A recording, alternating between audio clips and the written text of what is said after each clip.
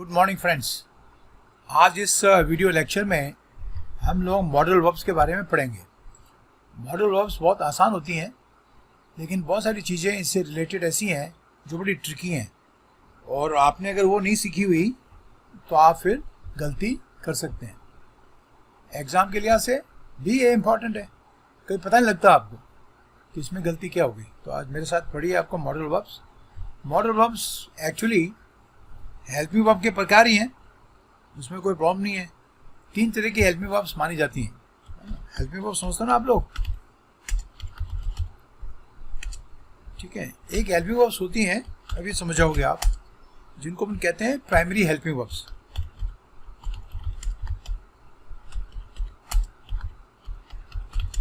Primary का तो main, ये मेन है।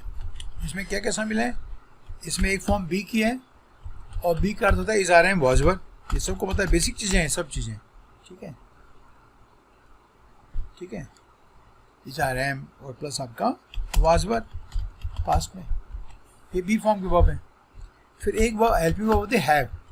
हैव के डिफरेंट फॉर्म्स ये हैं, हैज़, हैव और हैड। हैड पास्ट के लिए, हैज़ है प्रेजेंट के लिए, हैज़ सब्जेक्ट सिंगुलर होता है, हैज़ सब्जेक्ट प्लूरल होता है, हैव। तीसरा है डू, और डू के अलग अलग फॉर्म है, डू, डज और डिड। डू, डज और डिड, ये कहलाती है प्राइमरी वर्ब्स। इनके पास्ट पार्टिसिपल फॉर्म भी होते हैं। बी का बीन हो जाएगा, ठीक है ना, आपका इसका हैव का हैड हो जाएगा। हैड सेकंड फॉर्म भी है, थर्ड फॉर्म भी, ध्यान रखना आपका। और डू का डन भी हो जाएगा। एनीवे, तो ये एक तरह की मॉडल वर्ब्स ये हैं, व्हिच आर कॉल्ड प्राइमरी। दूसरे तरह की हैं जो कहलाती है मॉडल वर्ब्स, जो आज हमारा सब्जेक्ट है, ठीक है ना आपका। ये भी सिंपल है। कैन है, कैन का पास्ट टेंस कुड है, ठीक है। मे है, मे का पास्ट टेंस माइट है। विल है, विल का पास्ट टेंस वुड है। शेल है, शेल का पास्ट टेंस शुड है। कभी तो ऐसा लगता है कि ये इतनी सिंपल है कि इनको पीछे के पढ़ लेते हैं अपन, कि इच्छा भी नहीं होती इनको पढ़ाया जाए। मस्ट है, मस्ट का पास्ट टेंस हमेशा हैड टू होता है, ये मैंने आपको नरेशन में भी बताया था, ठीक है। और ऑट टू का कोई पास्ट कुछ नहीं होता है, ऑट टू ही होता है। तो 3 और 3 6 और 3 9 2 11, ठीक है ना। इसमें हैड टू भी शामिल किया मैंने, पास्ट टेंस है उसका, ध्यान रखना। हैड टू मॉडल वर्ब नहीं है, वैसे सेमी मॉडल वर्ब में हैव टू भी आता है, और हैड टू भी आ जाएगा, बात कर रहा हूँ, ठीक है। तो एक्चुअली कितनी है? 3 और 2 5 और 2 7, ये 3 और 2 5, 5 और 4 9 और 1 है 10। ये 10 एक्चुअली हो गई। इसमें अगर अपन हैड टू हटाते हैं, ठीक है ना, आपको 10 हो गई है। ये कहलाती है मॉडल वर्ब्स। और मॉडल वर्ब क्यों कहते हैं अभी मैं आपको समझाऊंगा, ठीक है। Why do we call them modal verbs.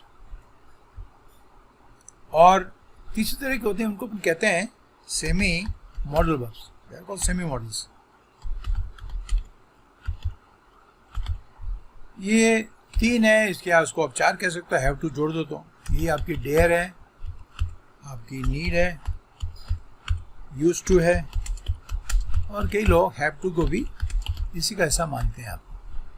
अब इनको सेमी इसलिए कहते हैं क्योंकि डेयर आपके प्रॉपर लेक्सिकल वर्ब भी है। डेयर नीड जो है आपका, यूज टू तो नहीं, लेकिन डेयर और नीड आपका लेक्सिकल वर्ब भी है, और इनका प्रयोग अपन, ठीक है ना, मॉडल वर्ब के रूप में करते हैं। इनको जानेंगे, समझेंगे। बहुत सिंपल है वैसे, लेकिन कुछ एक कंसेप्ट है जो बड़े टेढ़े हैं, ठीक है। और एक हमने थोड़ा सा इसको दोनों को फ़र्क समझना है कि भाई इसमें मॉडल में और इसमें दोनों में what is the difference. Model में हेल्पिंग वर्ब में क्या फ़र्क है, ठीक है। वैसे सबको आप सबको पता है, बचपन से पढ़ते आ रहे हो आप, ठीक है। जैसे अगर मैं आपको कहूँ कि ही श्रूड, वो इंटेलिजेंट है, श्रूड कर दो इंटेलिजेंट, तो इसमें आपकी हेल्पिंग वर्ब है, इसमें हेल्पिंग वर्ब है, जो हेल्पिंग वर्ब है, लेकिन इसमें ये मेन वर्ब है। इसको अपनी मेन वर्ब क्यों कह रहे हैं? क्योंकि दूसरी कोई वर्ब है ही नहीं, ठीक है। तो इसका मतलब क्या हुआ कि ये जो आपकी हेल्पिंग वर्ब है, is are am was verb, जो जब सेंटेंस में अकेली आती हैं, दूसरी लेक्सिकल वर्ब के साथ में नहीं आती। इफ आई से कि ही इज, ये ना आपका he is cramming his lesson, अपना पार्ट रट रहा है वो। अब इसमें इज आपकी हेल्पिंग वर्ब होगी, ये मेन वर्ब नहीं, मेन वर्ब इसमें क्रैम है, क्रैम का मतलब रटना होता है। तो इसमें इज क्या है, इज आपकी हेल्पिंग वर्ब होगी, है ना आपका। तो इसका मतलब क्या हुआ, इज आ रहे हैं वाज वर, ठीक है ना। ये अगर दूसरी मेन वर्ब के साथ में आती है तो हेल्पिंग होती है, अकेली होती है तो मेन होती है। लेकिन ऐसा अपन मॉडल वर्ब के साथ में नहीं कर सकते, ठीक है ना आपका। आपकी जो मॉडल वर्ब होती है ये हमेशा वर्ब की फर्स्ट फॉर्म के साथ में इस्तेमाल होती है। तो ये आपका बेसिक डिफरेंस है। If I say he can solve the sum, it means he has the capability, he has the ability, he has the intelligence to solve the sum. तो कैन ऐसा आपका मॉडल वर्ब है और सारी modal verb के साथ में लागू है ये, ठीक है। ये हमेशा वर्ब की जो बेस फॉर्म होती है, बेयर इन्फिनिटिव, उसके साथ इस्तेमाल होती है। तो this is the basic difference between ये। अब मैं आता हूँ, ये आपके समझ आ गया ना कि मॉडल वर्ब हेल्पिंग वर्ब से बिल्कुल अलग है, ठीक है। बिना मेन वर्ब के आप कैन का इस्तेमाल नहीं, आप ये नहीं कह सकते he can this sum, this sentence is nonsensical, it does not make any sense, बिल्कुल नॉनसेंसिकल सेंटेंस हो गया ये। तो कहने का अर्थ ये हो गया कि helping verb is are am, जो भी मैंने दी है आपको सारी लिखी सारी आपकी, वो सारी हेल्पिंग वर्ब से, प्राइमरी हेल्पिंग वर्ब से, is are am, was were, has, have, had, do, does, did. तो ये this is the basic difference between helping verb and modal verbs. Modal verbs अकेले इस्तेमाल नहीं होती हैं। जब भी आप मॉडल वर्ब का इस्तेमाल करोगे तो मॉडल वर्ब प्लस वर्ब की बेस फॉर्म V1, है ना, base form, this base form, इसको हम बेयर इन्फिनिटी कहते हैं। ये आता हमेशा, इसके बिना आप इस्तेमाल नहीं कर सकते उसको। अब सवाल ये उठता है कि इसको मॉडल वर्ब कहते क्यों हैं। तो एक एक करके अपन सबको सीखेंगे, कैन को, कुड को, मे को, माइट को, मस्ट को, है ना। तो मॉडल वर्ड बनावे एक्चुअली मूड से, और मूड का बेसिक सेंस होता है स्टेट ऑफ माइंड, आपकी मानसिक दशा, उसको मूड कहते हैं। तो मूड का समझो कि एडजेक्टिव आपको मॉडल है, ये दर्शाता है कि इनका आप इस्तेमाल करते हो तो आपकी जो मानसिकता है वो दर्शाता है कि इसमें आप क्या बताना चाह रहे हो। तो बेसिकली मॉडल वर्ब्स क्या के लिए इस्तेमाल होती हैं, डिपेंड करती हैं आपके मूड पे, ठीक है ना, किस मूड से आप कह रहे हो। इनसे जो सेंटेंस बनते हैं वो एक्चुअली सारे सब्जेक्टिव होते हैं। सब्जेक्टिव का अर्थ होता है कि आप अपनी पर्सनल बात उसमें कह रहे हैं, नहीं तो सामने वाले को तो समझ आएगा नहीं आप क्या कह रहे हो आपको, ठीक है। तो modal verbs are used to express, समझो ना, एबिलिटी या इनएबिलिटी, ठीक है, पॉसिबिलिटी, परमिशन, टेकिंग और गिविंग, दोनों, और वो भी फॉर्मल या इनफॉर्मल। आपका इंटेंशन क्या है वो बताती हैं, आपका डायरेक्शन क्या है वो बताती हैं। डायरेक्शन का तो होता है कि आपने किसी सेंटेंस में से क्या अर्थ निकाला है।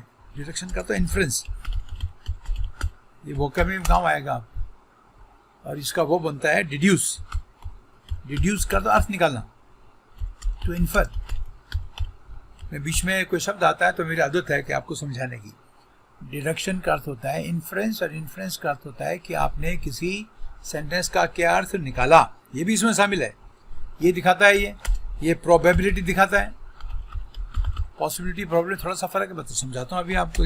कई बच्चे मुझे पूछते भी हैं, ये कमांड शो करता है, रिक्वेस्ट मैंने बता दिया आपको, ये सब चीज़ें और बहुत सारी चीज़ें और भी बताता है, ठीक है।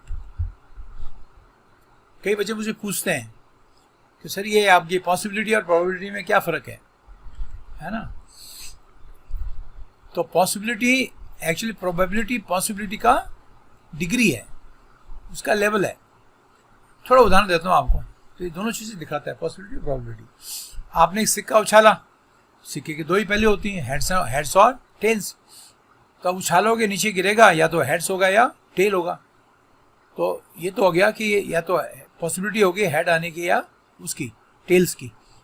लेकिन अगर आपने कहा कि इसकी प्रोबेबिलिटी क्या है, तो इसका अर्थ होता है कि अगर आपने कोई सिक्का 100 बार उछाला उसमें से कितनी बार हेड आ सकता है और कितनी बार टेल्स आ सकता है। तो किसी पॉसिबिलिटी की डिग्री इज कॉल्ड प्रोबेबिलिटी। आप समझ में आ गया आपको? वैसे बेसिकली दोनों एक ही चीज़ मानी जाती है, तो खास फर्क नहीं है। तो मॉडल्स अपने ये चीज़ें बताती हैं, ठीक है। जैसे किसी ने कहा ओपन द डोर, किसी ने कहा ओपन द डोर। अब देखो आपने किस मानसिकता साथ में इसको बोला है।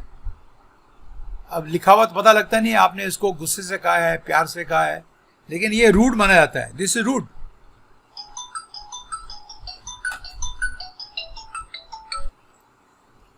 तो मैं आपसे ये कह रहा था कि जैसे ओपन द डोर है तो ये बड़ा it will sound very rude, but it can also sound very polite also. लेकिन अगर ये लिखा हुआ पढ़ रहे हैं अपन, तो अपने क्या पता कि उनका वॉइस का मॉड्यूलेशन क्या था, उन्होंने इसको गुस्से के स्वर से बोला या नहीं बोला, हमें कुछ पता नहीं है। लेकिन ये this will sound rude, this will consider rude. Rude समझते हो, ये अभद्र है, विनम्र नहीं है, ठीक है। लेकिन ये जो रूड वर्ड है ये नॉर्मल भी हो सकता है, ये जो एक्सप्रेशन है ये नॉर्मल भी हो सकता है, डिपेंड करता है सिचुएशन क्या है। इसलिए इनको कहते हैं कि ये सेंटेंसेस सब्जेक्टिव होते हैं। देखो बच्चों, सब्जेक्टिव का अर्थ होता है कि जिसमें उसमें आदमी की मानसिकता और सिचुएशन भी शामिल है। ऑब्जेक्टिव का अर्थ होता है कि ऐसा कोई सेंटेंस या कोई ऐसी बात जिसका एक ही अर्थ निकले। जैसे तभी तो हमारा एग्जाम होता है ना, ऑब्जेक्टिव होता है, तो उसमें आपका क्या होता है, गलत या सही होता है, बीच का तो कुछ होगा नहीं। और सब्जेक्टिव पेपर में क्या करो, जैसे आप कोई आंसर लिखते हो किसी सवाल का, अगर पेपर सब्जेक्टिव होता है, जो आजकल है नहीं कंपटीशन में, तो स्कूल कॉलेज में तो है, तो आपने किसी क्वेश्चन का आंसर लिखा और वो आंसर किसी टीचर ने पढ़ा, तो 10 में से उसने किसी ने आपको 4 दिए, किसी ने 8 दिए, किसी ने 9 दिए, किसी ने 10 में से 10 दिए। तो ये कब होगा, जब आपका वो मटेरियल सब्जेक्टिव हो गया। सब्जेक्टिव है, उसमें आदमी के दिमाग का भी प्रयोग होता है। ऑब्जेक्टिव में दिमाग का कोई प्रयोग नहीं है। कोई चीज़ है तो या तो सही है या गलत है, उसको ऑब्जेक्टिव कहते हैं, ठीक है ना। आप तो ये चीज़ आपको समझ आनी चाहिए। लेकिन अगर कल्पना करो कि open the door can not be rude also, कैसे मैं आपको बताता हूँ। ना सपोज करो कि इमरजेंसी रूम में, ठीक है ना, किसी ट्रॉमा सेंटर में किसी पेशेंट को स्ट्रेचर पे लाया जा रहा है और वो जल्दी में भी है क्योंकि तबीयत खराब है, शायद हार्ट अटैक आया उसको, तो किसी गेट पे किसी ने चिल्लाया ओपन द डोर, तो it will not be considered rude, क्योंकि सिचुएशन ऐसी है। Are you getting my point? मैं जो कहना चाह रहा हूँ आपको समझ आया कि नहीं आया? ओपन द डोर रूड नहीं भी हो सकता है। कब? जैसे मैंने सिचुएशन बताई है, तो ये सब्जेक्टिव हो गया ना। लिखे हुए क्या पता लगता है कि हमें किस रूप में कहा गया है, ये पंगा है इसका। तो इसलिए मैंने कहा आपको कि ये सिंपल भी होते हैं, मुश्किल भी होते हैं, और इसमें आपकी सब्जेक्टिविटी, और वैसे देखा जाए लिखा हुआ अगर है और आपने इसको पोलाइट बनाना है, दूसरे तरीके हैं, ठीक है। या आप प्यार से कह सकते किसी को, will you open the door, और चाहो तो उसमें प्लीज भी लगा दो, will you open the door please, और पीछे प्लीज लगा दो, ना लगाओ, आपकी मर्जी है। विल से ज़्यादा पोलाइट आपका वुड माना जाता है, would you open the door. अब क्या हो रहा है, ये पेपर ये सेंटेंसेस सब्जेक्टिव क्यों है? क्योंकि आपने वुड का अगर इस्तेमाल किया है तो आप पोलाइटली कह रहे हो, आप पोलाइटली कह रहे हैं।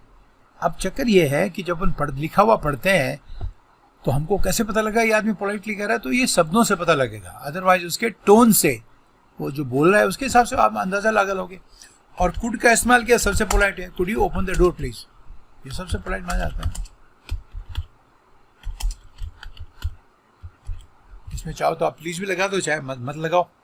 तो इसलिए मैं आपको समझा रहा हूँ, और ये बहुत आसान है, इसमें कोई शक नहीं है। लेकिन कुछ एक आपके इसके एस्पेक्ट्स हैं, कुछ आपके पहलू हैं मॉडल वर्ब्स के, जो थोड़े ट्रिकी भी हैं, तो उनको आपको ध्यान रखना पड़ेगा। तो चलो, ये तो मैंने आपको एक इंट्रोडक्शन दिया है, तो अब इसको आप शुरू करते हैं। तो पहले अपन प्रयोग करते हैं कैन और कुड का, ठीक है, और उसका इस्तेमाल करते हैं पहला एबिलिटी के लिए। कैन कुड का पहला प्रयोग होता है एबिलिटी के लिए, ठीक है।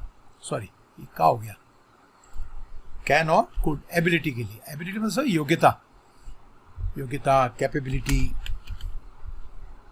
इंटेलिजेंस, सब कुछ आप, एफिशिएंसी, पावर की। अभी अलग अलग सेंस में इस्तेमाल होगा, ठीक है ना। जैसे अगर मैं आपको कहूं कि this hall can accommodate 100 people. 100 people, ये 100 लोगों को जगह दे सकते हैं, इतना बड़ा है। तो आप इसकी कैपेसिटी की बात कर रहे हो, you are talking about the capacity, ठीक है। If I say he can solve this difficult question, या कोई सम है मैथ्स का, तो ये उसकी मेंटल एबिलिटी है। इफ यू से, अभी एक्चुअली ये पढ़ाना मुझे ऐसा अजीब सा लगता है, क्योंकि ये बच्चों को जैसे पढ़ाना हो गया, लेकिन ये एक एक बार टेस्ट तो करना पड़ेगा, फिर मैं कॉम्प्लिकेशन में भी जाऊंगा, ठीक है। If I say he can lift this heavy box, he can lift this heavy box, तो ये इसकी फिजिकल एबिलिटी है। Sorry, he can lift this heavy box, ये भारी इस बॉक्स को उठा सकता है, तो ये इसकी फिजिकल एबिलिटी होगी, ताकत होगी।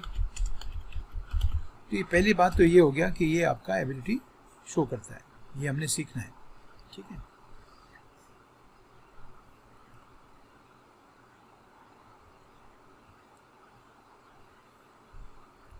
और पास्ट टेंस में भी, पास्ट टेंस में कुड का प्रयोग करें आप।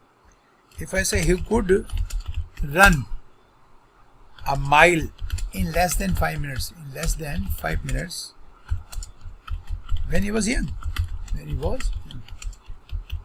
तो उसके ये जब वो यंग था, जवान था, तब की उसकी एबिलिटी, फिजिकल एबिलिटी शो हो रहा है कुड का प्रयोग करके, ठीक है। तो कुड का प्रयोग तो आपने पास्ट के लिए करना है, ठीक है। इसमें भी कभी तो एक दो आपके हैं कंसेप्ट, भी समझाता हूँ आपको, ठीक है। तो ये चीज़ें हैं जो कैन के आपकी प्रयोग होंगे आपको, ठीक है। कैन के जो दूसरे हैं सब्स्टिट्यूट यूजेस हैं, वो आपका बी एबल टू है ना, या अनएबल टू है नेगेटिव के अंदर। कैन नॉट का मीनिंग क्या हो जाएगा? Unable to do something. ये फ्रेश बनता है, be able to do something, इसका कैन में हो जाएगा। इसके सब्स्टिट्यूट भी आपको आने चाहिए, ठीक है। अगर मैं आपको कहूँ he is able to do this work, ये काम कर पाएगा। या आपने कहा he is not able to, या he is unable to do this work, ये नेगेटिव हो गया। समकक्ष में आनी चाहिए ना आपको। पास में कहोगे तो आप कुड का इस्तेमाल करो, ठीक है ना। उसके अंदर मैं आपको एक चीज़ बताऊंगा अभी, बहुत इंपॉर्टेंट है वो। अदरवाइज पास्ट के लिए आपका वाज एबल टू हो जाएगा, was able to do something. Subject plural हो जाएगा, वर हो जाएगा, या was unable to do something, ऐसे कह सकते हो आप, ठीक है। He was able to help me, तो मेरे को हेल्प कर पाया पास्ट में। और आपने कहा या तो इसको नेगेटिव बना दो, he was not able to help me, ठीक है। या कह दो he was unable to help me, past में ये बोलना आपने। आप इसी जगह ये भी कह सकते हैं आपका he could not help me, बिल्कुल ठीक है, he could not help me, ये बिल्कुल ठीक है, ठीक है। और फ्यूचर में आप क्या विल बी एबल टू को भी प्रयोग कर सकते हो, will be able to do something. अगर मैं आपको कहूँ कि he will be able to help you, he will be able to help you in the near future, तो नियर फ्यूचर में तुम्हारी मदद कर पाएगा। अभी तो नहीं कर पाएगा, लेकिन नज़दीक फ्यूचर में, यानी फ्यूचर में जल्दी ही तुम्हारी हेल्प कर पाएगा। तो ये फ्यूचर के भी आप इनके सब्स्टिट्यूट आपको मैंने बता दिए, ठीक है। ये भी आपको आने चाहिए आपको, ठीक है। एबिलिटी, इनएबिलिटी सब एक्सप्रेस करो आपको। एक बच्चों आपने ध्यान रखना है, कैन और एबल टू का इस्तेमाल साथ में नहीं करना है। जैसा अगर आपने कहा ना ये can be, he can be able to, ये गलत हो जाएगा, you do it, this one is wrong. ये रॉन्ग इसलिए हो गया है कि कैन का मतलब भी एबल होता है, तो जहाँ कैन भी आ गया वहाँ एबल टू हो गया। या तो ये बोलो ही कैन डू इट, या बोलो ही विल बी, है ना आपका, या he is able to do it, हरी कटिंग पॉइंट। लेकिन ये कैन और एबल दोनों साथ में नहीं आते हैं। या तो ये को ही कैन डू इट, और या बोले he is able to do it. Tense कोई भी हो, फ्यूचर के साथ he will be able to do it, no problem. तो कैन बी एबल टू आप इस्तेमाल आप नहीं करना, ठीक है ना। कैन का इस्तेमाल जो है ना आपका, can plus verbs of perception, ये मैंने कई बार आपको बताया वर्ब्स ऑफ परसेप्शन क्या होती हैं। जो हमारे 5 इंद्रियां हैं, ठीक है ना, 5 इंद्रियां हमारी क्या क्या हैं, तो हियर है, फील है, स्मेल है, सी है, टेस्ट है, ये आपकी वर्ब्स ऑफ परसेप्शन कहलाती है। ठीक है, हियर, फील, टेस्ट, ठीक है, सी और स्मेल, है ना, तो ये आपकी कहलाती हैं। इनके साथ में कैन का इस्तेमाल करते हैं, ठीक है, तो उसमें एबिलिटी नहीं होती है, उसमें एबिलिटी नहीं होती है, ठीक है ना, ये कोई पावर एक्सप्रेस नहीं कर रही है, ठीक है। इससे ये होता है कि समथिंग इज हैपनिंग नाउ। ये जो कैन प्लस मैं आपको सेंटेंस भी देता हूँ आपको, ये क्या शो करेगा, ये एबिलिटी शो नहीं कर रहा है आप आई कैन हियर। देखो ये नहीं है कि मेरे कान सही है इसमें सुन सकता हूँ, नहीं, मैं फिर बता रहा हूँ आपको। इसका मतलब होता है कि you are indicating that something is happening now. ये क्या शो करता है, दिस यूजेस क्या है, can plus verbs of perception. तो मैं लिख भी देता हूँ, डज नॉट शो एबिलिटी और पावर, ये ध्यान रखना आपका, ठीक है। Instead it shows, it means ये construction shows that something is happening now. आपकी समझ आया बच्चों, नहीं आया? ये मैं समझा कि आ गया आई कैन हियर, तो मैं बता रहा हूँ कि मेरी अंदर एबिलिटी है, मैं सुन सकता हूँ, मेरे कान ठीक है, नहीं, I can hear something means something is going on, ये मुझे सुनाई दे रहा है, ये आपने ध्यान रखना है, ठीक है। अगर मैं आपको कह रहा हूँ कि I can hear him coughing, तो कफिंग एक्शन हो रहा है और वो मुझे सुनाई दे रहा है, this is what it means. It does not mean I have the capacity to hear, मेरी हियरिंग कैपेसिटी ठीक है और उसको मैं कफ नहीं, ये कैपेसिटी नहीं शो कर रहा है। It show that some action is going on, ठीक है, समथिंग इज हैपनिंग नाउ, कुछ चीज़ हो रही है, ठीक है। जैसे आपने कहा है, कोई भी टेंस हो, पास्ट प्रेजेंट कोई भी आपका, आई सॉ हिम डांसिंग, ठीक है, आई स्मेल समथिंग बर्निंग, ये कोई एक्शन हो रहा है, आई स्मेल समथिंग बर्निंग। ये किसी एक्शन की कंटिन्यूटी हैपनिंग करते हैं, कंटिन्यूटी। इसका एक मैं तो बता रहा हूँ बच्चों, इसका एक कारण भी है, क्योंकि जो वर्ब्स ऑफ परसेप्शन होती हैं इनको अपन इंग फॉर्म में इस्तेमाल नहीं करते। आप ये नहीं कर सकते the dessert is testing yummy, yummy means delicious, delicious लगा तो चलो, डिलीशियस, यमी, अब इसे गलत हो गया। तो इंग्लिश में जब ये नहीं हो सकता है तो आपके पास में दूसरा ऑप्शन है, ठीक है आपका। तो हालांकि डेजर्ट के लिए कैन का इस्तेमाल नहीं करना, आपने बात कर रहा हूँ आपको, ठीक है ना आप। लेकिन अगर मैं आपको कहूँ, ठीक है ना आपका, कि टेस्ट वर्ड का इंग फॉर्म में इस्तेमाल नहीं होता है, या हियर वर्ड का इंग फॉर्म इस्तेमाल नहीं होता है, ठीक है, स्मेल का स्मेल नहीं होता, ठीक है ना, ठीक है। समथिंग इज स्मेलिंग बर्निंग नहीं कह सकते आप, बोलो आई स्मेल समथिंग बर्निंग, तो इनके साथ में लगा के उसमें कंटिन्यूटी का सेंस आ जाता है। तो ये आपके पास में एक पावर आ गई कि अगर ये जो वर्ब्स ऑफ परसेप्शन है इनको आपने प्रोग्रेसिव सेंस में, यानी वर्ब की आईएनजी फॉर्म में इस्तेमाल नहीं करना है, तो दूसरा क्या तरीका है बताने का, तो आप इनका इस्तेमाल, ठीक है, सॉरी इसमें मैंने कैन लगाना भूल गया, I can smell something, can लगा दो, I can smell something burning, तो मुझे कुछ जलता हुआ सुनाई दे रहा है, जलने की मुझे स्मेल आ रही है, ठीक है। तो आपने ये इसलिए बनाया गया है क्योंकि जनरली वर्ब ऑफ परसेप्शन को इंग फॉर्म में इस्तेमाल नहीं करते हैं, कभी नहीं करना, ये भी एक इंपॉर्टेंट नहीं है, मैं ध्यान रखना बच्चों, ठीक है ना।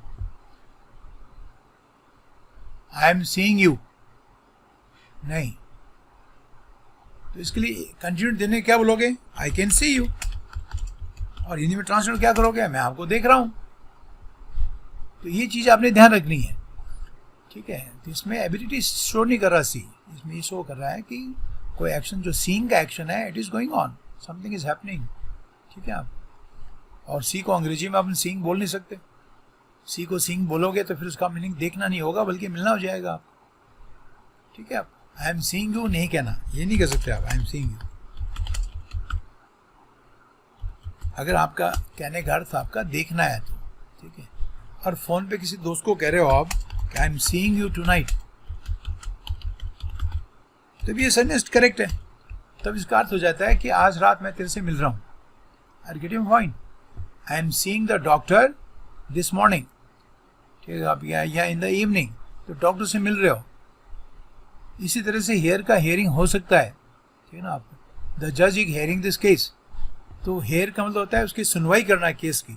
सुनवाई में क्या होता है, दोनों पक्ष के आर्गूमेंट्स आपने सुनने हैं और फिर अपने फैसले में उनको चीज़ों को शामिल करना है। ये कई चीज़ें ऐसी हैं जो आपको सीखनी पड़ेंगी, ठीक है आपको, ठीक है। तो ये चीज़ आपने ध्यान रखनी है। अब मैं आपको कह रहा हूँ महत्वपूर्ण चीज़ में आ रहा हूँ। छोटी सी एक चीज़ है, उसको ध्यान रखो आपका, ठीक है। और इसको मैं रेड से लिखना चाहूँगा, ध्यान रखना। मैं जो कहने जा रहा हूँ उसको आप ध्यान से सुनो। वो ये है कि एबल टू ये बहुत important, is not used in a passive form. ध्यान रखना। अगर आपने ये कहा ना कि आपका ही वॉज या ही इज, को भी टेंस हो, is not able to be understood, able to be understood, passive form लिखे तो बी का टू अंडरस्टैंड का टू बी अंडरस्टूड हो जाएगा। पैसिव फॉर्म करा चुका हूँ आपको, is not able to be understood by us, ठीक है ना। अभी गलत हो गया सर जैसा आपको। तो ये छोटी छोटी चीज़ें आपने ध्यान रखनी है, ये फिर और कहीं आपको मिलेंगी नहीं, ठीक है। इसी चैप्टर में आपको इनको पढ़ना पड़ेगा। ये गलत हो गया, एबल टू का इस्तेमाल आपने पैसिव फॉर्म में नहीं करना है, ये आपने ध्यान रखना है। जो मैं कह रहा हूँ उसको आप समझ में आ रहा है कि नहीं आ रहा है, ठीक है। ये नहीं कहना इज, तो उसमें आप कैन का इस्तेमाल करिए, कैन का नेगेटिव में इस्तेमाल करिए, कैन नॉट बी अंडरस्टूड। तो जो इंपॉर्टेंट चीज़ें बच्चों, उसका तो आप बहुत बहुत बारीकी से ध्यान रखें आप, ठीक है, ध्यान रखना आप, ये चीज़ें आपने ध्यान रखनी है। अच्छा, जब आप ऐसा कोई इस्तेमाल करें जिसमें ये सेंस आ रहा हो, ठीक है ना आप, ठीक है, इन द सेंस में लिख दो, रेड में लिखता हूँ इसको, in the sense of know how to, ठीक है। एंड ये तो है ही, ऊपर मैंने बता दिया, ठीक है ना, परसेप्शन के सेंस में तो ऊपर बता ही दिया।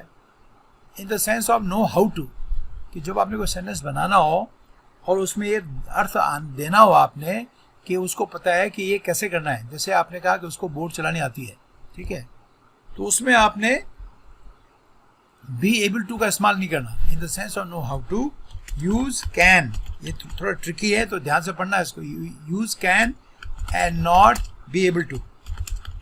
उदाहरण दे दूंगा तो क्लियर हो जाएगा, चिंता मत करो, एक बार इसको समझ लो आपको। इसलिए मैंने कहा था ये आसान भी है, लेकिन कुछ कुछ चीज़ें हैं जो बड़ी पिक्यूलियर हैं, ये आपने समझनी है, बहुत इंपॉर्टेंट है। In the sense of know how to, जब आपने अगर आपने ये कहना उसको पता है कि तैरते कैसे हैं, सुने आ गया आपका। तो अगर आपने ऐसे बोला कि इज एबल टू स्विम, तो ये गलत माना जाएगा, ठीक है। तो उसमें आप कैन का इस्तेमाल करें, ठीक है ना। आप कहें कि ही कैन स्विम, इसमें नो हाउ टू का सेंस आ गया। नो हाउ टू का अर्थ होता है ये पता होना कि कोई चीज़ कैसे करनी है। और ये बोलते भी थे know how to, he knows how to drive, he knows how to drive. 3 sentence लिख रहा हूँ मैं, एक तो हो गया इसमें नो हाउ टू का इस्तेमाल करते हैं, इसको पता है ड्राइव कैसे करना है। ड्राइव कुछ भी हो सकता है, he knows how to drive और ड्राइव अ कार, उसको पता है कि कार कैसे चलानी है। क्लियर है? तो अब अगर आपने इसी जगह लिखा he is able to drive a car, ये गलत माना जाएगा। मैं आपको ये कह रहा हूँ, नो हाउ टू के सेंस में आपने एबल टू का इस्तेमाल नहीं करना, उसी जगह आप कैन का इस्तेमाल करो। तो सिंपल बोलो he can drive a car, he can drive a car, और या बोले he knows how to drive a car. ये बिल्कुल करेक्ट है, ये भी करेक्ट है और ऊपर वाला भी करेक्ट है। तो कुछ ऐसी चीज़ें मैंने इसलिए आपको बताई थी कि लोग इसको बहुत आसान मानते हैं। आसान है, there is no doubt. Can का इस्तेमाल, मे का इस्तेमाल, कुड का, माइट का, ये सब आसान है, इसमें क्या बड़ी बात है। नहीं, कुछ पहलू हैं जो मैं आपको बताऊंगा, ठीक है। अगर मैं किसी के लिए कह रहा हूँ कि ये दूर से शराब की स्मेल आ जाती है इसको, अगर कोई आदमी दारू पिया हुआ है, शराब पिया हुआ है, तो अगर मैं आपको ही कैन स्मेल, ही कैन, ये बिल्कुल सेंटेंस ठीक हो गया, ही कैन स्मेल लिकर या अल्कोहल लगा लो, चलो, ही can smell alcohol from a distance, आप ध्यान से करना बच्चों, पहले कह रहा हूँ इसको, एग्जाम में आएंगे तो फिर आप धोखा खा जाओगे। ये बिल्कुल सही है, लेकिन इसमें एबल टू का इस्तेमाल नहीं कर सकते। आपका he is able to smell alcohol from distance, ये गलत हो गया, ये गलत हो गया। ठीक है, तो ये आपने ध्यान रखना है। He can smell alcohol from a distance is okay, but he is able to smell alcohol from a distance नहीं करना, ठीक है ना। और ये स्मेल के साथ आ गया तो सेम पहले जो बताया मैंने वही चीज़ आ गई। स्मेल आपकी वर्ब ऑफ परसेप्शन है, तो वर्ब ऑफ परसेप्शन साथ आपने यहाँ गांड मान लेनी है। ठीक है, आपका use can with verbs of perception. अब तुम्हारे समझ आ गया नहीं आया? और 5 मैंने लिखी ऊपर, तो आपका ध्यान बार बार क्या लिखूँ उसको, ठीक है ना। स्मेल है, टेस्ट है, सी है, हियर है, ठीक है, फील है। तो ये आपने मोटा सा एक चीज़ आपने ध्यान रखना है, ठीक है। और अगर आपने प्रेजेंट परफेक्ट फॉर्म लिखनी हो कैन बी की, कैन की, तो वह हैज़ बीन एबल टू हो जाता है, ठीक है ना। Are you getting my point? मैं इसको वापस ब्लैक कर देता हूँ, 1 सेकेंड, ठीक है। तो प्रेजेंट परफेक्ट की जो आपकी फॉर्म्स होती है ना आपका, वो आपकी हमेशा हैज़ बीन एबल टू या हैव बीन एबल टू का इस्तेमाल करें। इसलिए मैं आपको कहता रहता हूँ, तुम लोग सुनते नहीं हो, अरे बोला करो भैया आपका, ठीक है। If I say he has been able to, ये परफेक्ट फॉर्म होगी, he has been able to impress his new boss. नए बॉस को इम्प्रेस करने में सफल रहा, वो कर दिया उसने impress, he has been able to impress his new boss. तो ये परफेक्ट फॉर्म भी आपको आनी चाहिए, दिमाग में आपने रखना है, ठीक है। अब एक बहुत इंपॉर्टेंट चीज़ फिर बता रहा हूँ आपको, मैं फिर इसको रेड करना पड़ेगा मेरे को। इससे मैंने कहा था आसान है, लेकिन कुछ एक एस्पेक्ट ऐसे हैं, कुछ एक पहलू ऐसे हैं जो बहुत इंपॉर्टेंट है। कैन का इस्तेमाल हम फ्यूचर एक्शंस के लिए नहीं कर सकते। मैं आपको लिख के दे रहा हूँ। ओहो, रेड हुआ नहीं है एक्चुअली, 1 सेकेंड ना।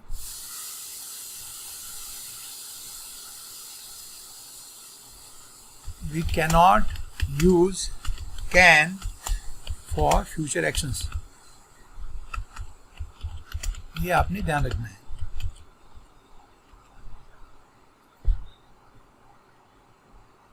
जैसे कि मैं आपको आई कैन कम टुमारो,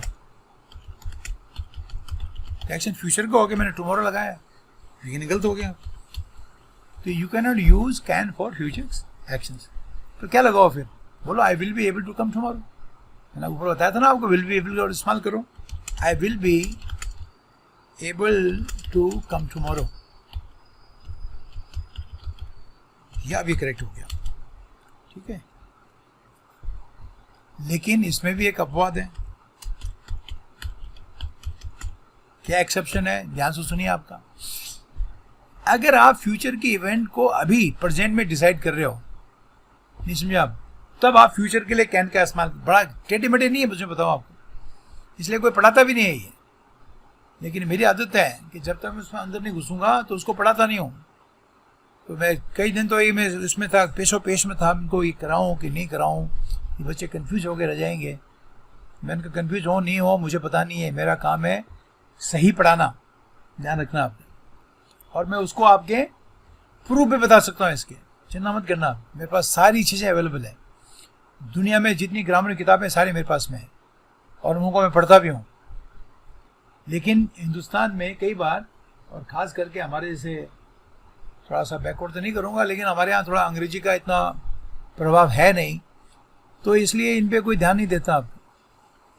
आपको फिर कह रहा हूँ, अगर आप प्रेजेंट में डिसाइड कर रहे हैं, अब डिसाइड करें, आपका मतलब प्रेजेंट में फ्यूचर के बारे में, तो कैन के साथ में फ्यूचर का भी इस्तेमाल कर सकते हैं आपका। मैं अभी पूछ रहा हूँ आपका, अरे आप अपनी वाइफ के साथ में कल आ जाओगे क्या? तो फ्यूचर के बारे में अभी डिसाइड कर रहे हो ना। मैं अभी बोल रहा हूँ आपको कि can you come to my party tomorrow with your wife.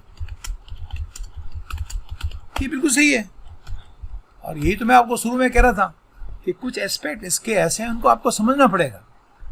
Can you कम मैं अभी बोल रहा हूँ आपको, तो फ्यूचर की जो आपकी एक्शन है उसको मैं प्रेजेंट में डिस्कस कर रहा हूँ, तो ये आप कह सकते हो, बिल्कुल ठीक है। आप अरे गेटिंग फाइन।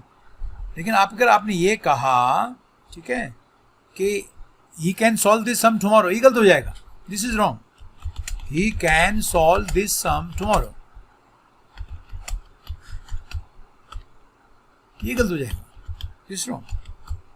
तो ये बड़ा कंफ्यूजिंग सा है, लेकिन आपको ये सीखना पड़ेगा. इसमें मैं क्या कर सकता हूँ आपका, ठीक है. मैं भी आपको कह रहा हूँ कि कल मैं इस बारे में आपसे विस्तार में बात करूँगा या कर सकता हूँ. तो अभी बोल रहा हूँ मैं आपको, I can talk to you at length. At length का तो है विस्तार में, अबाउट दिस टुमारो. और जैसे मैं टुमारो लगा रहा हूँ कि जो आपका एक एडवर्ब ऑफ टाइम है, तो टेंस आपका फ्यूचर का चला गया, लेकिन ये करेक्ट है क्योंकि इसको अभी अपन डिसाइड कर रहे हैं. मैं आपसे बात कर रहा हूँ अभी, I can talk to you present का है, at length about this tomorrow. He can solve this sum tomorrow गलत है. ये बारीकी आपने समझनी है, पकड़नी है भैया. पकड़ पाओगे तो काम चलेगा, नहीं तो गड़बड़ हो जाएगा, ठीक है. अब आओ आप पास्ट में.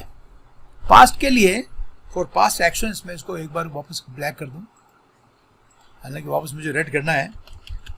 पास्ट एक्शंस के लिए वे यूज कुड, हम कुड का इस्तेमाल करते हैं. कुड का इस्तेमाल प्रेजेंट में भी होता है, वो बाद में बताऊंगा आपको, लेकिन पास्ट एक्शन के लिए कुड का इस्तेमाल करते हैं, ठीक है. और अगर आप नरेशन चेंज कर रहे हो, तो कैन की जगह आप कुड लगाना है, चाहे और कुछ नहीं देखना है, ठीक है. जैसे अगर आपने कहा ना, ये asked me if I can come tomorrow, तो इसमें कैन की जगह कुड कर देना है, क्योंकि मेन क्लॉज आपका पास्ट में है. ये आपका इनडायरेक्ट स्पीच का सेंटेंस है, तो कैन का कुड कर दो. ये तो सिंपल सा मामला है. नरेशन में मैं आपको बताया था आपका, तो इसमें ज़्यादा आपको दिक्कत होने वाली नहीं है. अब मैं आपको जो बताने जा रहा हूँ उसमें ध्यान दो. ऐसा माना जाता है कि कुड जो है ना, पास की जनरल एबिलिटी शो करता है. मैं इसको लिख रहा हूँ, could expresses general ability in the past. इसलिए मैंने कहा कि कुछ आपके इसमें ट्रिकी चीज़ें भी हैं. एक्चुअली मैं अपना माइंड ही मेकअप नहीं कर पा रहा था कि बताऊं कि नहीं बताऊं इनको, ये तो कंफ्यूज होकर रह जाएंगे. Could expresses general ability in the past. Could जो है पास की जनरल एबिलिटी. अब थोड़ा आपने समझना है कि जनरल एबिलिटी क्या होती है,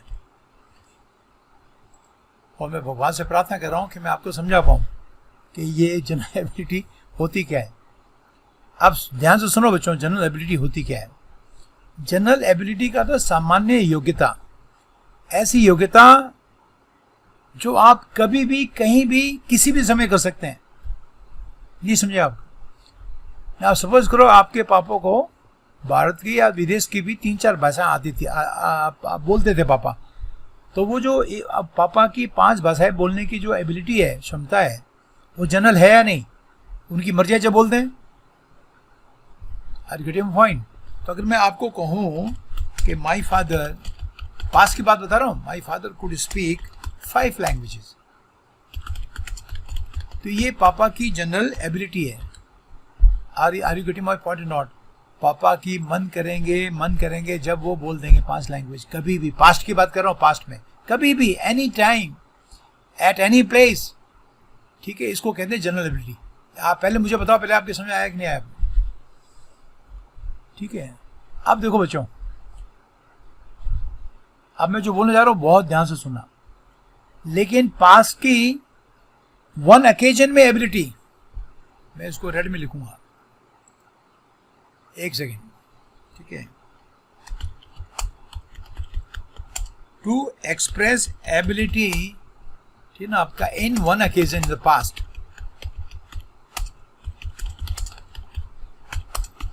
नेवर यूज कुड. तभी मैंने आपको कहा था कि बड़ा ट्रिकी भी है, आसान भी है, लेकिन आपको, मेरे को उम्मीद है कि मैं आपको इसको समझा पाऊंगा. आप ध्यान से सुनिए आप, ठीक है. आप बुक फेयर में गए, अपने दोस्त को कहा आपने कि किताबों का मेला लगाओ, बुक फेयर, और यार मैंने सुना है वहाँ अच्छी किताबें हैं, इंग्लिश की भी, ग्रामर की, तो मैं लेके आता हूँ, ठीक है. अब उसने कहा, अपने वापस आया तो दोस्त ने पूछा लाया, तो उसने ये जवाब दिया, आई कुड फाइंड ओनली, ये ओनली लगाना, ये इसका अपवाद है, I could find 1 good book in the fair. इसका मीनिंग क्या हुआ कि मैं फेयर में एक किताब ही मेरे को मिल पाई। अच्छा मुझे बताओ ये बच्चों ऑकेजनल एबिलिटी है या आपकी ये जनरल एबिलिटी है? क्या ऐसा हो सकता है कि आप जब जाओ तब किताब आपको मिल जाए, जितनी मर्जी चाहे मिल जाए? तो ये जनरल एबिलिटी है कि वन ओकेजन की एबिलिटी है? ये one occasion, this is occasional ability. तो ओकेजनल एबिलिटी में ऊपर लिखा ना मैंने आपका, तो अब आपने कुड का इस्तेमाल नहीं करना। ये सेंटेंस गलत हो गया। आप पता नहीं समझ आया कि नहीं? आप तो अंडे लेने गया, अंडे की जरूरत थी, अभी लॉकडाउन है, तो उसने कहा वापस आकर आई कुड फाइंड ओनली, अब ओनली नहीं लगा, सॉरी यार मेरे मुंह बार बार आ रहा है, ओनली इसका अपवाद है, ओनली लगाते सही हो जाएगा, बताता हूँ अभी आप।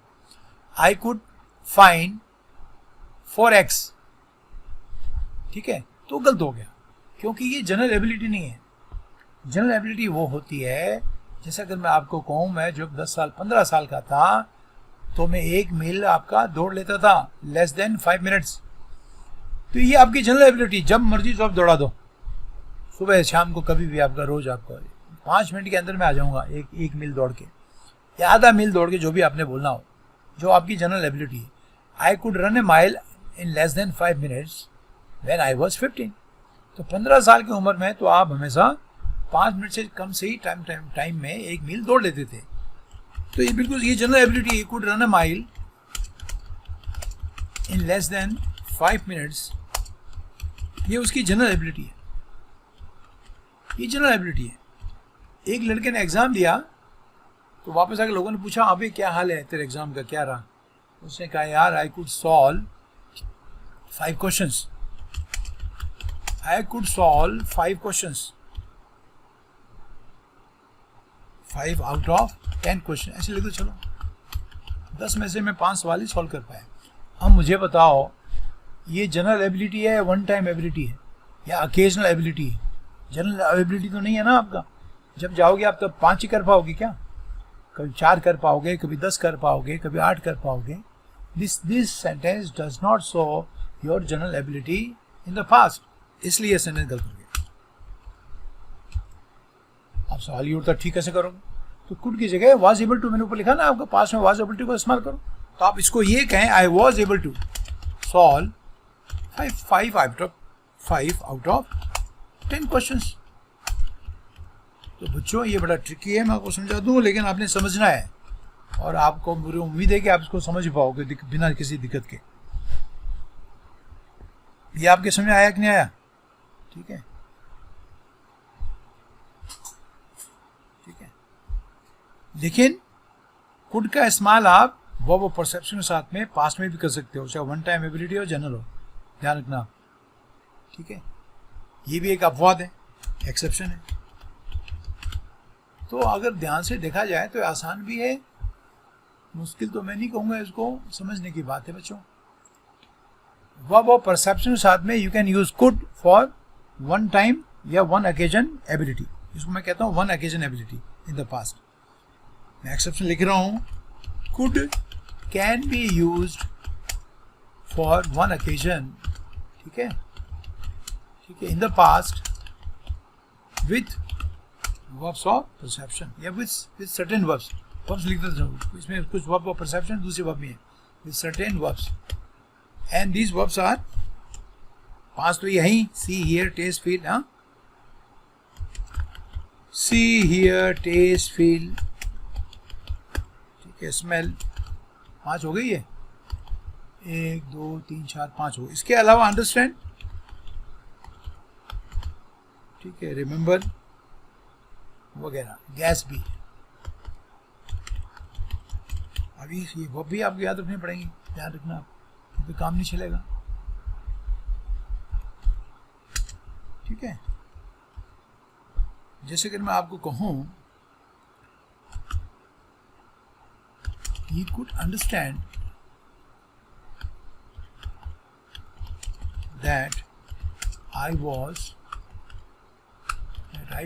annoyed with him। अब ये वन टाइम है, ये जनरल एबिलिटी नहीं है, वो उसको उसी समय एहसास हुआ। अब ये वर्ब आपने याद रखनी, इन वर्ब के साथ में कुड का इस्तेमाल आप कर सकते हो, ठीक है।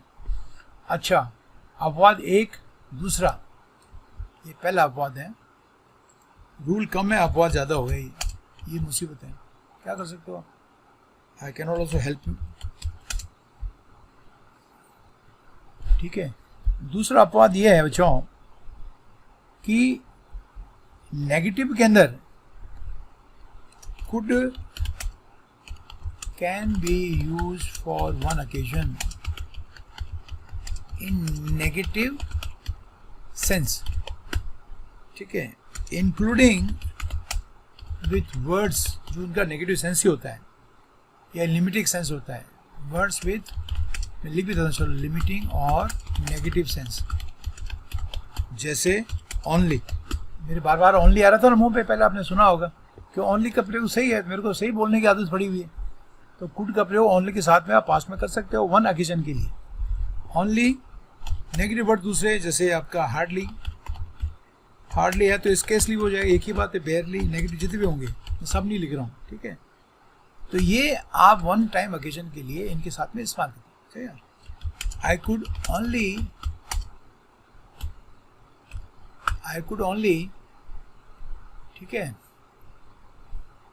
डू इट वंस, मैं वंस भी लिख रहा हूँ साथ में, अगर इसमें ओनली हटाना सेंटेंस गलत हो जाएगा। I could do it once गलत है, वंस कह देता है, ये वन ओकेजन हो गया, एक ओकेजन पे, एक अवसर पे आपने कोई काम किया है। बच्चों समझ पा रहे हो, ये सेंटेंस करेक्ट है। और इस सेंटेंस को अगर मैं ऐसे लिख दूं, देखा आपने कि जब आप इंग्लिश को अच्छी तरह पढ़ते हैं तो कितनी खतरनाक बन जाती है।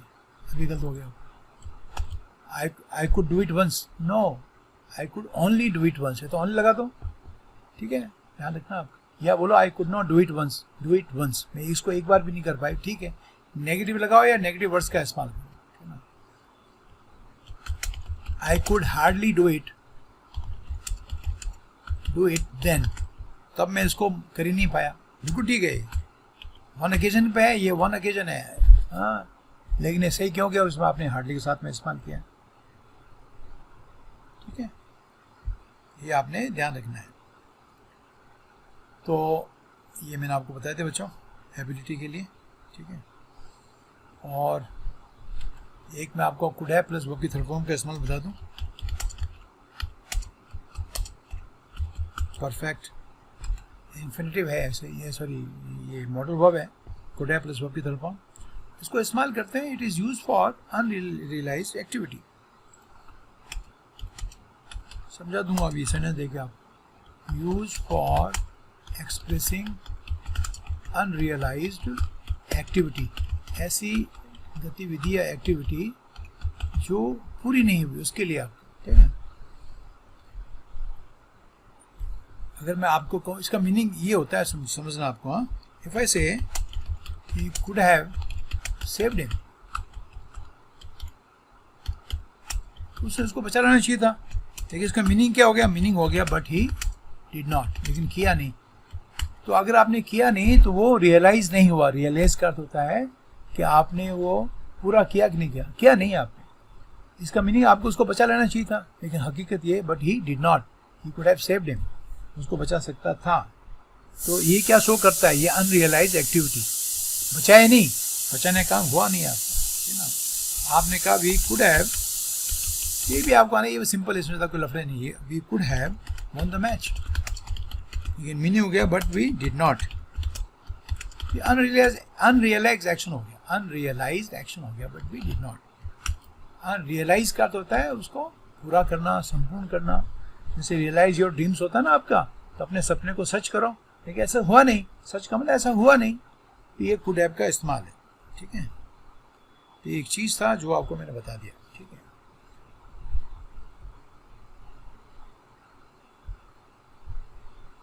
ठीक है, अब मैं आता हूं कैन एंड कुड का इस्तेमाल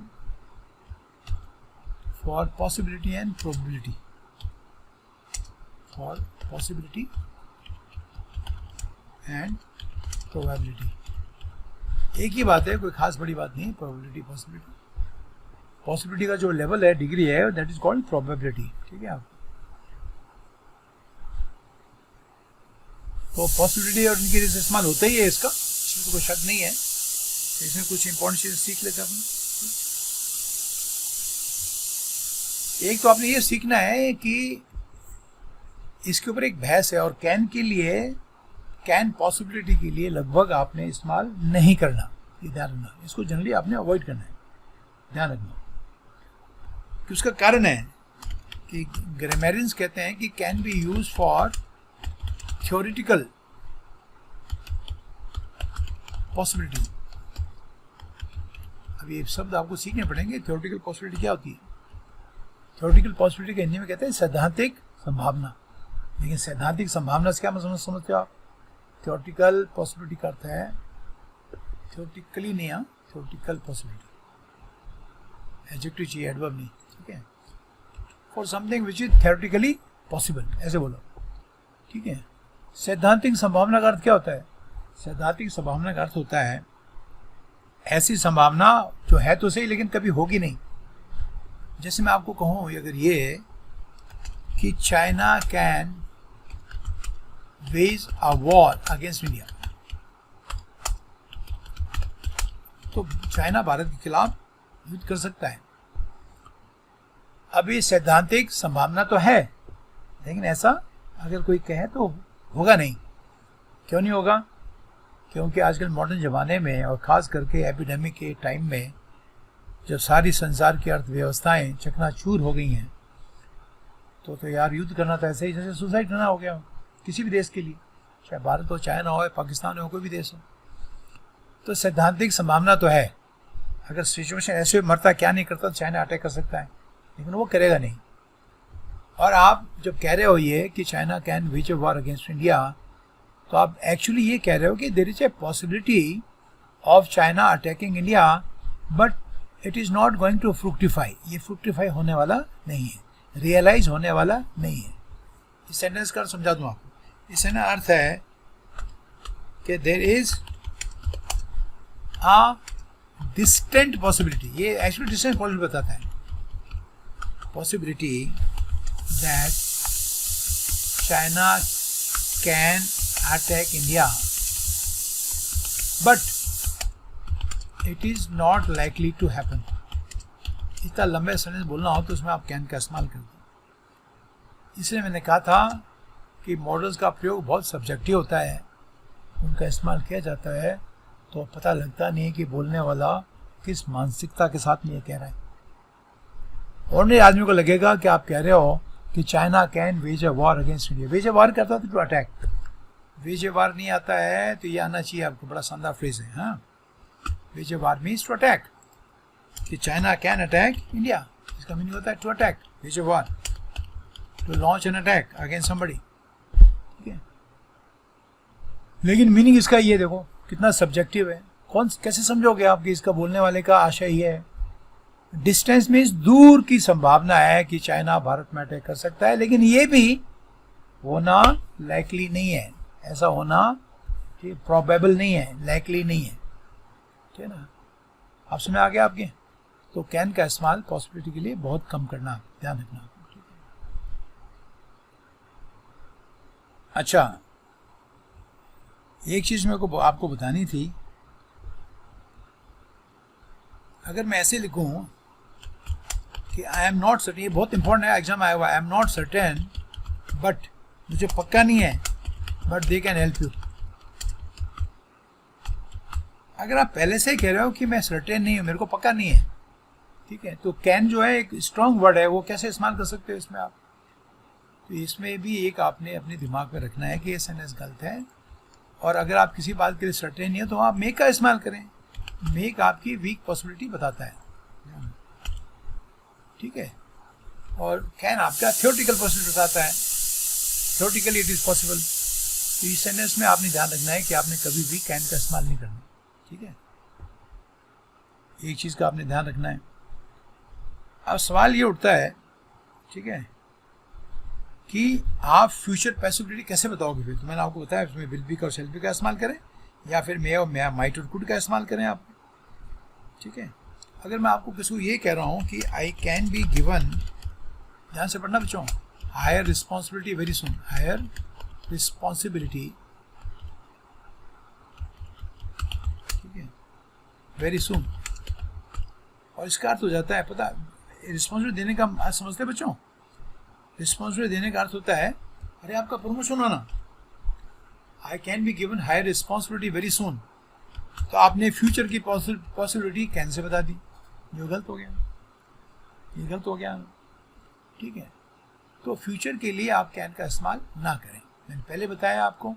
तो इसमें आप मे लगा दें, ये सेंटेंस ठीक हो जाएगा, कुड लगा दें, ठीक है। कुड का भी प्रयोग आप प्रेजेंट में भी कर सकते हैं, मे का इस्तेमाल करें, माइट का इस्तेमाल करें, कोई दिक्कत नहीं है, ठीक है। तो इसमें लिखें आपका आई मे बी या कुड बी, है ना, आपका given I have responsibility very सून। अब ये सेंटेंस ठीक हो गया, इसलिए मैंने कहा था ये आसान भी है और ट्रिकी भी है, थोड़ा आपको पढ़ना पड़ेगा, याद रखना पड़ेगा, ठीक है। अच्छा, अब मैं कैन का यूज बता रहा हूं आपको। कैन बी यूज्ड, कैन एक शब्द है इसलिए मैंने ब्रैकेट उसको इन्वर्टेड कॉमर्स लिखा, कैन बी यूज्ड। अब ये ध्यान रखने की बात है, in questions and negative sentences, ठीक है, to talk about logical possibilities. थोड़े लफड़े हैं इसमें, ध्यान रखना बच्चों, इसलिए मैंने कहा था ये आसान भी है और मुश्किल भी है।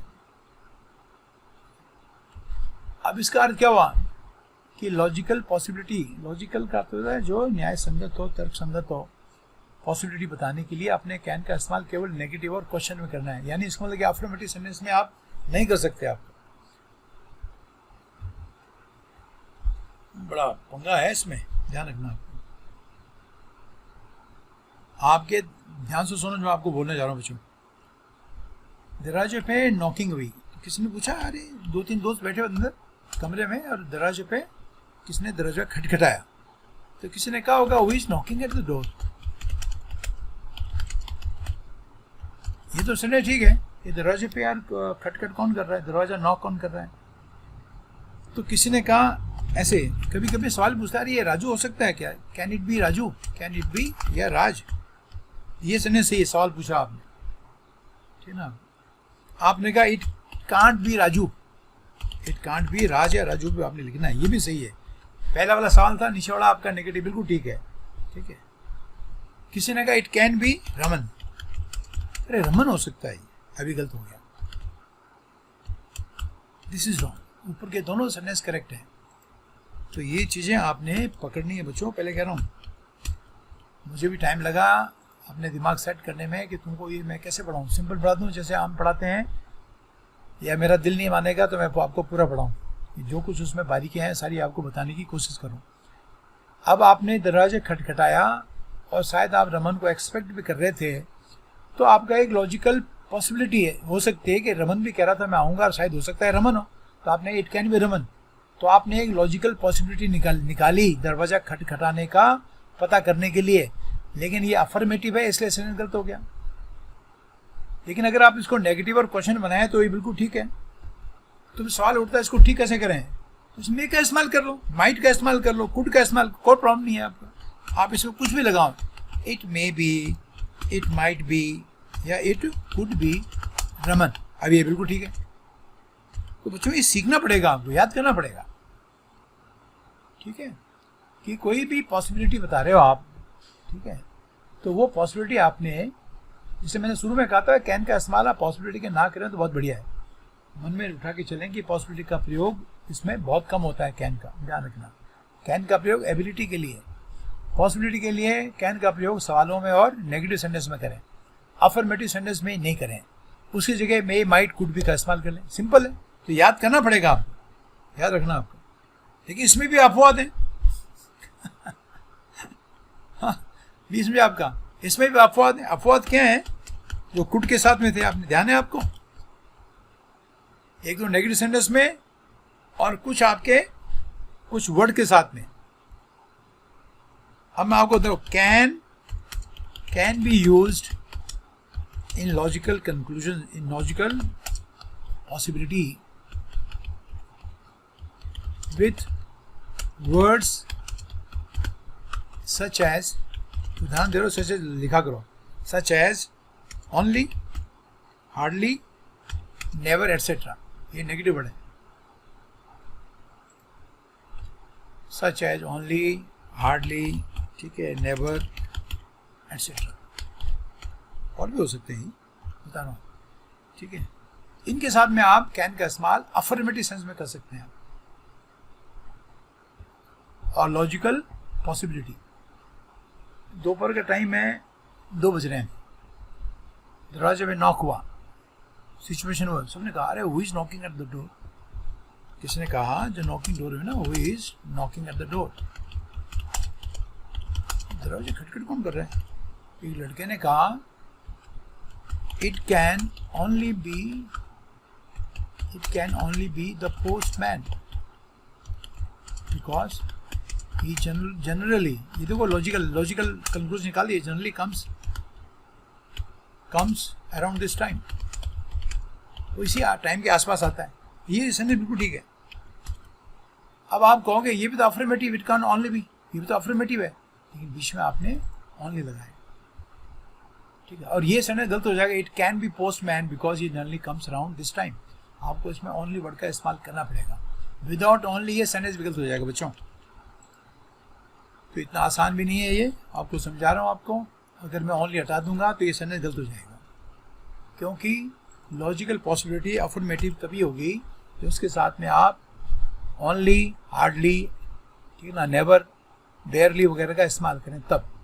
तो ये एक इम्पॉर्टेंट चीज़ जो मैंने आपको बता दी, ठीक है। नेगेटिव तो कर सकते हो, किसने कहा होगा अरे राज तो नहीं है, कि नहीं आपका ही कैन नॉट बी राज, ये बिल्कुल ठीक है।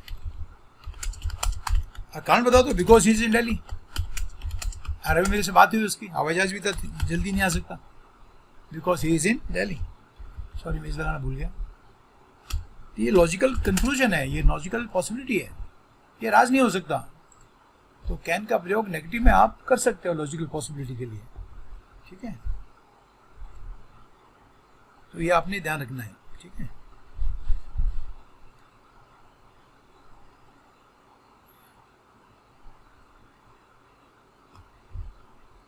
अब आ जाओ बच्चों कैन का इस्तेमाल परमिशन के लिए।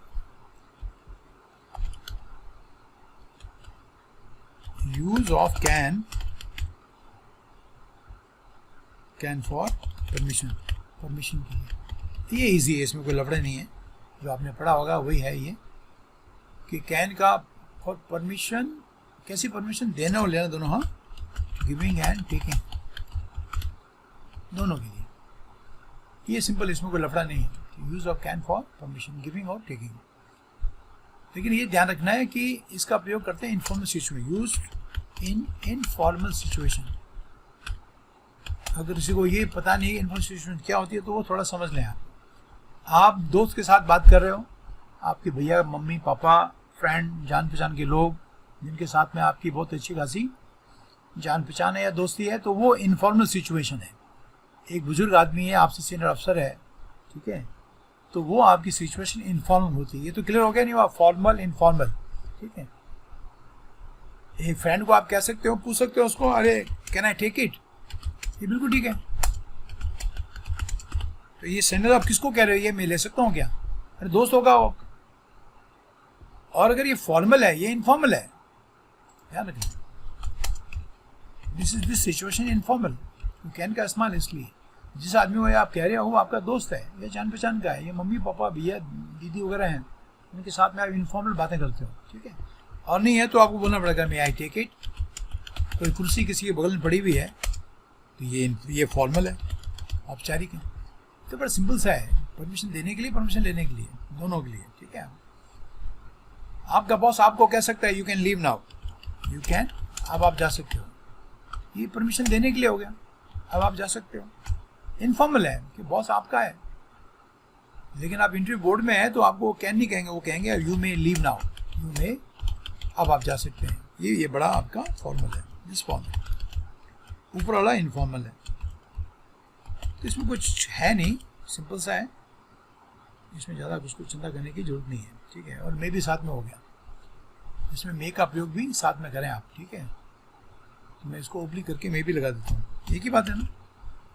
मे का प्रयोग फॉर्मल, ठीक है, और किसी अफसर की कंपनी में घुस रहे हो जिनको आप जानते भी नहीं हो, उनके साथ में आपका अच्छा कोई ताल्लुक भी नहीं है, परमिशन लेनी है आपने, तो आप यही कहोगे मे आई कम इन सर। सर ना भी बोलो तो मे आई कम इन, मेकअप लो कैन नहीं। और दोस्त है, हालांकि हमारे राजस्थान में तो, हिंदुस्तान में तो पूछता भी नहीं है, ऐसे घुस जाते हैं दरवाजा खोल के, लेकिन पूछना चाहिए कैन आई कम इन। दोस्त कहेगा यार क्या फॉर्मेलिटी कर रहा है, अंदर आ फटाफटा, क्या पूछना है तो, अलग बात, ठीक है। और आप प्रेजेंट में ही कुड और माइट का इस्तेमाल भी कर सकते हैं और वुड का इस्तेमाल भी कर सकते हैं परमिशन के लिए। तो इसको यहाँ पे ऐड कर दो, use of could oblique would for permission. और ये बहुत पोलाइट माना जाता है, कंसिडर्ड वेरी पोलाइट। इंग्लिश में इसको पोलाइट माना जाता है, वेरी पोलाइट। फिर आपने उसने अखबार पढ़ रहा था पब्लिक पार्क की बेंच में बैठ के, और अखबार पास में रख दिया उसने, आप भी बैठे हुए थे, आपने कहा could I have a read of your newspaper, if you have finish with it. अगर आपने पढ़ लिया हो तो मैं इसको पढ़ सकता हूँ, ये मैं जानबूझ के लिख रहा हूँ ताकि आप सीखें could I have a read of your newspaper, ठीक है, ठीक है। तो ये बहुत पोलाइट है। और वुड का इस्तेमाल भी पोलाइट के लिए कर सकते हैं। आपको किसी को रिक्वेस्ट कर रहे हो आप, would you close the window please, थोड़ा ये दरवाजा खिड़की बंद कर देंगे, बाद में लगाओ तो आप प्लीज भी लगा दो, ना लगाओ भले तो बहुत, तभी पोलाइट ही माना जाएगा। तो कुड और वुड का इस्तेमाल आप पोलाइट उसके लिए भी कर सकते हैं, ठीक है, कोई प्रॉब्लम नहीं है आपको, तो बहुत पोलाइट माना जाता है, ठीक है। और कुड सबसे पोलाइट माना जाता है। माइट का इस्तेमाल भी कर सकते हैं आप, ठीक है, लेकिन ऐसा मानते हैं कि जब माइट कोई बोल रहा है तो बेचारा उसको कॉन्फिडेंस नहीं है कि पता नहीं सामने वाला हाँ भरेगा नहीं आप भरेगा, ठीक है, माइट का इस्तेमाल करते हैं। माइट आई, ठीक है, might I use your newspaper, या रीड कर, तो यूज तो बड़ा अटपटा लग रहा है, मैं रीड योर न्यूज़पेपर, तो ये माइट का इस्तेमाल भी कर सकते हैं आप, ये भी आपने ध्यान रखना है, ठीक है। और अगर आपने किसी को मना करना हो तो क्या करोगे, किसी ने कहा, सिचुएशन बताता हूँ, can I park my car here, ठीक है ना, तो अगर आपने कहना हाँ आप कर सकते, कोई दिक्कत बात नहीं, यस यू कैन भी, यार पोलाइट बोल रहे हो तो यस यू मे बोलो आप जवाब में, और कैन भी लगा सकते हो, बस यस यू मे और कैन। लेकिन उसको अगर मना करना हो तो क्या कहोगे, no you can't, no you can't, ये भी कह सकते हो, और ये भी कह सकते हो नो यू मेंट भी कह सकते हो, नो यू मे नॉट। मेंट बहुत पॉपुलर नहीं है, तो इसके बजाय आप मे नॉट ही बोलें तो बेटर रहेगा, no you can't, no you mayn't, या नो यू मे नॉट, ठीक है। और अगर आपने कहना हो बिल्कुल नहीं, ये तो बिल्कुल मना है यहाँ, तो आप कहोगे नो यू मस्टंट या मस्ट नॉट, ऐसे भी कर सकते हैं आप। लेकिन सबसे पोलाइट माना जाता है आई एम अफ्रेड नॉट, ध्यान रखना, ये आना चाहिए भाषा के रूप में आप, आई एम अफ्रेड नॉट, नहीं माफ़ कीजिएगा, इसका अर्थ है कि माफ़ कीजिएगा, आप यहाँ अपनी सबसे पोलाइट है, मैंने बता दिया, मेरी ड्यूटी थी मैंने पूरी कर दी, ठीक है, ठीक है। तो ये आपने भी ध्यान रखना है। तो यहाँ पर मैं थोड़ा सा इसको विराम देता हूँ, 1 घंटा का हो गया ये, और बाकी का पोर्शन जो है ना आपका, वो सारा आसान है, मुश्किल नहीं है, ठीक है। थोड़ा सा डेयर नीड वगैरह का यूज टू का मैं आपको समझा दूंगा। I hope it is clear to everybody. इसको एक बार पढ़ोगे, कुछ शब्दों को नोट करोगे, उनको याद रखोगे, तो भी आपको याद होंगे। अपने नोट्स बनाओ इसमें से, तब जाके आपको याद होंगे, नहीं तो आप कहीं ना कहीं गलती कर ही देंगे।